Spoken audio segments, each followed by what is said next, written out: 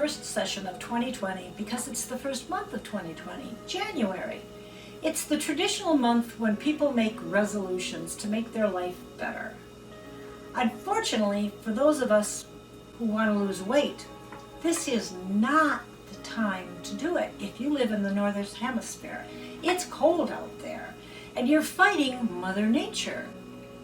She wants you to hold on to all of the insulation you have, but what you can do is make resolutions to make healthy habits that will really make it so much easier for you when it is time to shed those pounds.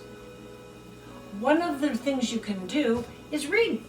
Go online, check the internet, find some books. Here's one right now that talks about healthy habits. Well, let's start with one of the first things you do in the morning. Probably your cup of coffee. And I'm going to talk a little bit, not only about habits, but the things that we use to make coffee with. Over here, the ever popular single serve.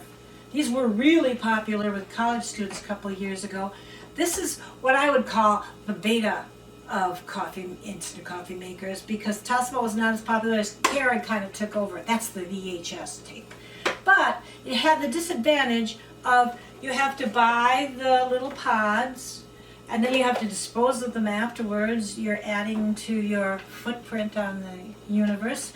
Now yes, you can use these and just put the coffee in it, but then I don't really like cleaning them out afterwards. You can use that coffee for compost, but this one right here is my husband's favorite kind of coffee maker, the traditional one. Your mom and dad probably have one at home. You put the coffee in the filter. The filter is recyclable, the coffee is recyclable. You make a nice cup of coffee, or you can make the single serve now if you want just one cup of coffee. But the trouble for me with coffee, made any of these ways, is that one of the secrets they tell you in this book is it's a really good idea to cut down on your use of all sweeteners, both artificial and natural. So we're going to talk about other ways to make coffee that are not as bitter as the traditional percolated, brewed. So if you're a high school student and you're thinking about going off to college and thinking about making some investment, I'm telling you, don't buy all those machines. These kind of things are so much easier to carry around and make even better coffee. If you want to invest in something, get a hot pot. These work all over the place. You just put the water in. The nice thing about them is they turn themselves off. They can't boil dry. And I like this one because it's got lights. You can see it when it's boiling. You can make your tea, you can make your coffee, and it's faster than the microwave. So here are these simple devices that have been around for quite a long time. The classic French press. Put your coffee in there, pour your hot water in, let it steep for a little while, and you press it down. And it looks pretty cool. But what I don't like is cleaning out the coffee grounds in the bottom after they're done. If you're a college student on the go, this is a nice one because it's a single serve. You put your coffee, add your water in there, let it steep, and then press it down, and off you go. I have found that the coffee grounds, if you drink it slowly, it does start to get stronger over time. I don't like cleaning out the coffee grounds, and I don't like the little bit of gritty coffee that you will get in your coffee with just a French press. Now, the classic Molita pour over, because you're using a filter, gets away from the whole idea of having to clean that out. You just pick up the filter and throw it away, and these filters are biodegradable. So the trouble with this one, even though it's a lovely classic porcelain, it does cool off faster. So I like the insulated carafe. You put the top on, put your coffee in, pour over the water, you wait for the water to go down. It's staying warmer because of the insulated quality of it, and then put your top on, and you can take this with you too. This still doesn't help my problem of needing a sweetener with my coffee. It's just a little too strong and a little too acidic. Now, yes, you can make small changes in that by the amount of coffee you put in and the kind of coffee, but it's still not enough for me.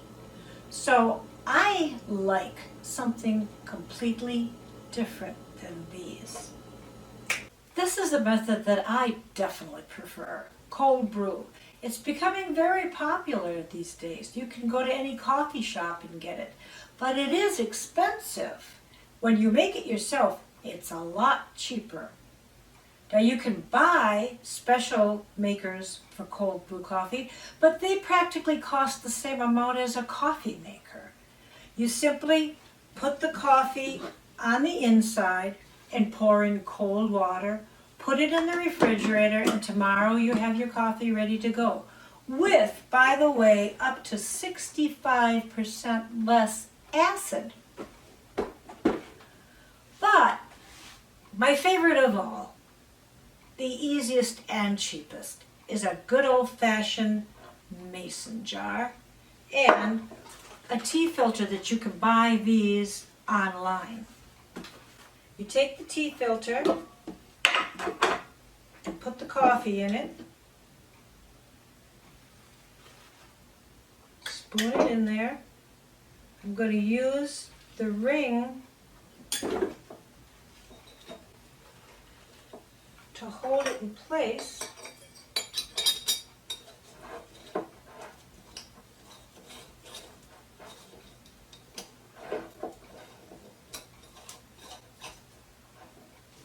While I pour in my filtered water. You don't have to pour the whole thing through the coffee. You can get it a little wet. It's going to be sitting overnight.